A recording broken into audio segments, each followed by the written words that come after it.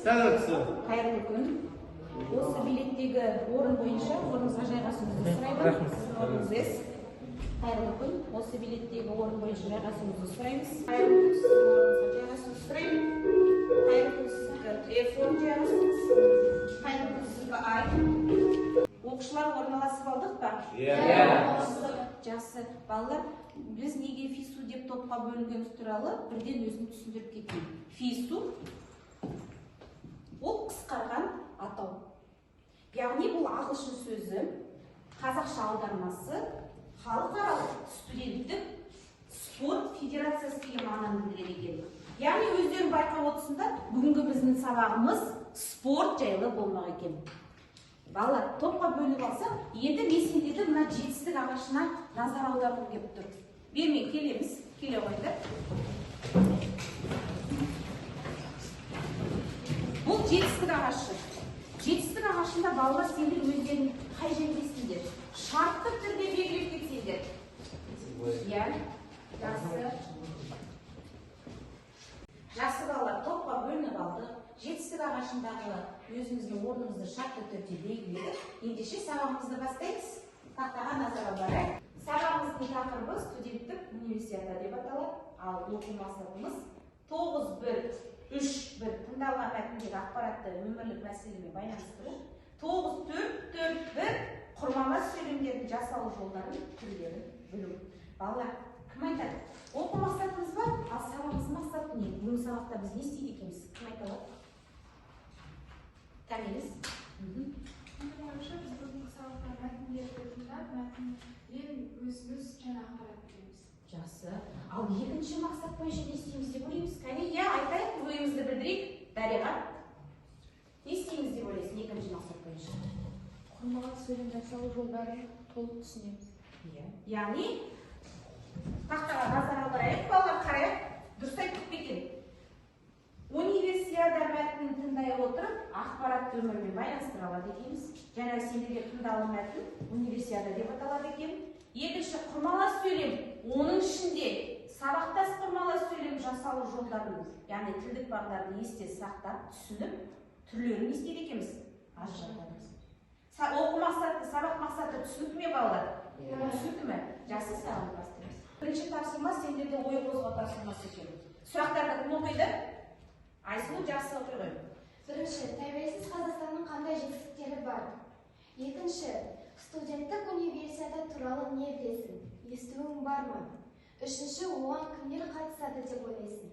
Иә, жақсы балалар. Қараңдар, бұл тапсырманы орындау үшін мына сөздер сендерге көмекке келеді. Қарап алыңдар. Яғни жүлде жеңімпаз, жолы, универсиада, ФИСУ, магистрант, докторант деген сөздер өздерінің ойларында түйіп отырыңдар. Бұл тапсырма балалар топтық тапсырма. Барлығы 3 шақырып беріледі. Яғни өздерің бұл 3 сұраққа жауап беретін болсаңдар, дискрипторға назар аудара біліңдерші. Бірінші сұраққа жауап берсең 1 балл, екінші сұраққа жауап берсең яғни 1 балл, үшінші сұраққа жауап берсең 3 балл екен. Ортақ жиынтығы неше балл? 3 балл. Көшеміз орындаймыз, жақсы. Бұл топтық тапсырма.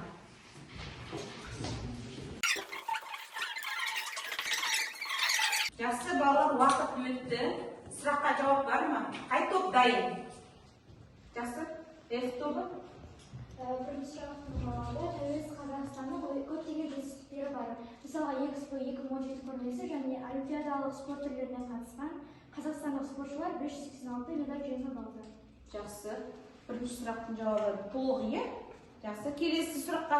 Мансұр, I тобы? Студенттік универсиада туралы естуіміз бар, бірақ білуіміз жоқ еді. Яғни осы сабақта? Соны түсінеміз деп. Жақсы. Келесі сұрақ. Үшінші сұраққа. U тобы. Жақсы. Менің ойымша, оларға студенттер қатысады. Жоғарғы оқу. Сонда студенттер деген кім екен? Кім айта алады? Мен. Жақсы, жүйесі айта алады. Колледжде, университетте оқитын оқушылар. Дұрыс айтасың. Яғни студенттер дегеніміз солар екен. Өздеріңді бағалап өтсеңдер, яғни плюс-минус әдісі бойынша. Яғни бірінші сұрақ минус екен, екінші сұрақ. Плюс, үшінші плюс. Яғни неше балл жинадыңдар? 2. Жазып қой 2 балл деп. 2 балл. Яғни бірінші тапсырмадан С тобы 2 балл алыпты. Қалған топтарда тура осылай бағалар шығады. 3 балл дұрыс. I тобы 3 балл алыпты. F тобы жақсы 3 балл. Жақсы балалар, келесі тапсырмаға көшеміз. Келесі тапсырма үшін сендерге ұялы телефондарын керек. Ұялы телефондарды шығара қойды. Сендерге ұялы телефондарына осы e-puzzle платформасының сілтемесін жібердім. Яғни тапсырмаға бірінші тақтаға назар аударайық. Балалар, тақтаға назар аударамыз, бермен қараймыз. Яғни e-puzzle платформасында орналасқан универсиада мәтінін сендерге тықтау керек. Және де жұптарында бұл сұраққа бірлесе жауап бере бересіңдер. Жұбымызды қалай табамыз? Сендер де байқап қарап отырсаңдар, орынды жаңағы үстелдің үстінде бір жаңағы стикерлер жабысқан. Көріп отырмыз ба, стикерлер жабысқан. Осы стикерлердің түстері бойынша жұп боласыңдар. Жақсы, жұбымызды табайсың. Әркім өз жұбын тапты ма? Жақсы. Жұппен отырмыз.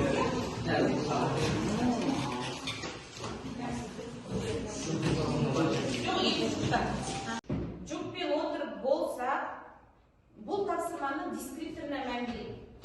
Өздерін байқап отырсыңдар, неше сұрақ берілген екен? 7 сұрақ. Яғни әр сұраққа неше балдан екен? 1 балдан. Жиынтығы неше балл? 7 балл. Жақсы. Бұл және де соңында қарап отырсаңдар, бағасы сендерде мына лидерлер кестесінде шығады.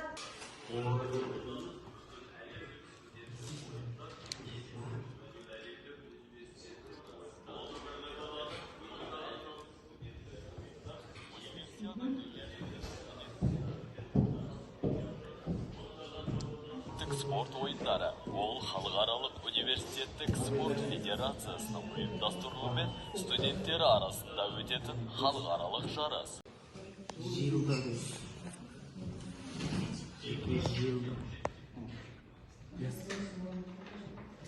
Балалар, уақыт аяқталды. Бұл тапсырмаға сендерге 10 минут берілген.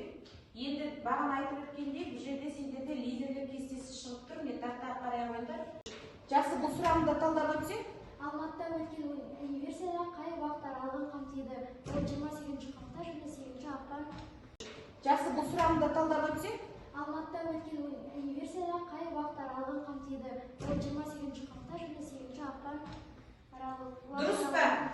Дұрыс, иә. Балалар, бұл тапсырманы да аяқтады. Енді лидерлер кестесіндегі нәтижені мен сендерге формативті баға қойған кезде сол жерге түсіремін. Жақсы, келесі тапсырмаға көшейік, балалар.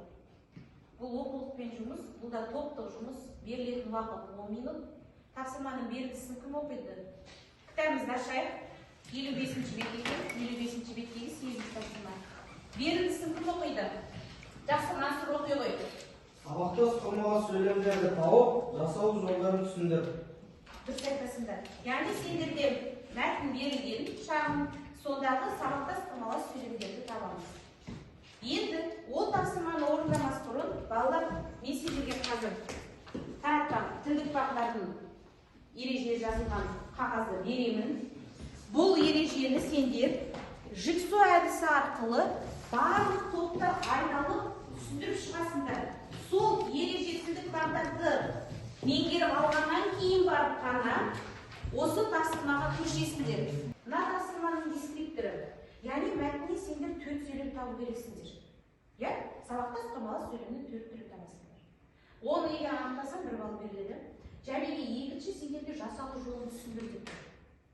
Яғни жасалу жолын түсіндірсеңдер 2 балл. Сонда бұл жерде мен бағалаймын. Мына кесте арқылы. Яғни бірінші сөйлем, екінші сөйлем, үшінші, төртінші сөйлем, оның сабақта сұқырмаластың түрін анықтасақ, қасына плюс минус қойып шығады. Тапсырма мәнісі түсіндік ме? Жақсы, көшейік, 10 минут беріледі. Балалар, уақыт аяқталды. Енді топтар бір-бірімізге келіп түсіндірсек. Бірінші топ, екінші топқа, екінші топ, үшінші топқа келесіз. Жылдамдарды тездетейік. Жақсы. Келеміз.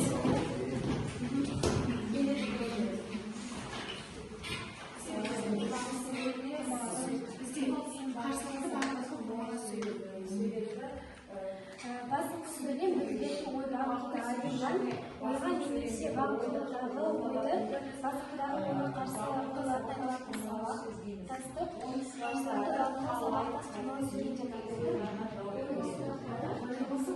сөйлемнің баяндауыштары а, е, и және тағы да басқа. Және оған есімші тұлғасына дай, дей жинағы жалғанады. Балалар, болды, орныңызға қайтамыз. Енді нақты тапсырманы орындауға көшеміз. Ережені түсініп алдық па? Тілдік бақтарды. Жақсы. Енді жаңағы 8-ші тапсырманы орындап жіберейік. Тұтам. Балалар, уақыт аяқталды. Жақсы. Тоқтатамыз. Енді балалар, тақтаға қарай. Жауабы. Қараймыз. Бірінші сөйлем. Оқиды. Кім оқиды? Қайта оқиды. Жақсы алтын. 2017 жылғы университет қатысушылар емтихан бойынша рекорд қоғамдық сайыстарға арналған студенттік студент қатысқан. Яғни бұл сөйлем түрі қандай екен? Дұрыс па сендерде? Плюс қоямыз. Келесі екінші сөйлем оқиды. Нұрзат. Өзінен оқиды. студенттік олимпиаданың өтуі Алматы қаласының инфрақұрылымын дамытуға атсалысып, универсиада тарихында тұңғыш рет атлеттер қалашығы салынды. Бұл сабақтастың, қорғаластың қимыл сынбағыныңғы сабақтастың. Дұрыс. Қимылсын екен. Өзімізде белгілейміз тәртіп. Дұрыс па? Жақсы, келесі үшінші сөйлем. Таныр. Сонымен қатар бүгін универсиадада болған 270 медаль берілсе, ол 85 жедел сабаққа салынды. Бұл шартты бағынқылық сабаққа. Өздеріңізге шартты деп белгіледіңдер ме? Дұрыс па? Мына жауаппен салыстырып, әр топ өздеріне плюс минуспен белгілететіндер. F тобы. Неше сөйлем дұрыс? 4 сөйлем жақсы. I тобы. 4 сөйлем. Неткен керемет. S тобы. 3 сөйлем. U тобы. Керемет жақсы. Яғни 4 сөйлем. Келесі тапсырмаға көшейік. Бұл деңгей тапсырмалары бірінші деңгей, екінші деңгей, үшінші деңгей. Бірінші деңгей қандай деңгей? Кім біледі? Дұрыс. Екінші деңгей? Үшінші деңгей? Жақсы. Бәріміз келеміз, мына жерден сұрақтарды аламыз. Жылдан. Балалар, уақыт аяқталды, кім дайын? Жарыс неше спорт түрінде өтті? 12. Дұрыс, неше сенікі? 50 теңгелік болған, жақсы. Салаға өз атын тауып. Керемет, келесің. Томирис, жылдам. Универсиада неше жылда бір рет болып тұрады. 2 жылда бір, яғни қысқы және жазғы кезеңде. Жақсы. Қалай қайтып ниеті деген сұрақтарға жауап беретін сабақтас түрі. Қимылыс бағыныңқы сабақтас құрмас.